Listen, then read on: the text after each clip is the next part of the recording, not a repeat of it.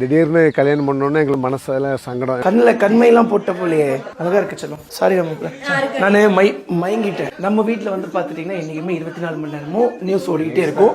அது என்ன நியூஸ் ஓடிட்டு இருக்குன்னா இப்போதைக்கு அதனால தான் நாங்கள் பொண்ணே கேட்கல.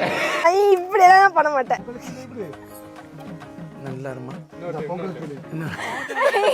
இல்லம்மா இன்னொரு டைம்ங்கிறாரு. அவர் ஏதோ ஃப்ரேம் வரல போல. அவர் கரெக்டா வேணும்னே பண்றாரு. அப்படிலாம் பண்ண மாட்டாரு. அவர் ஃப்ரேம் கரெக்டா வந்திருக்காதுன்னு நினைக்கிறேன். வெயில் அடிச்சு பா டக்குனு இங்க போ. ஐயோ அவரு அடுத்து என் கால விழுவார். விழுந்துட்டு இருந்த பையன் தான். இனிமேல் விழக்கூடாது. நல்லா இருக்கு தம்பி, நல்லா இருக்கு. இது எல்லாம் வச்சுட்டு அப்படி ஏத்திக்க கூடாது கொழுப்பு.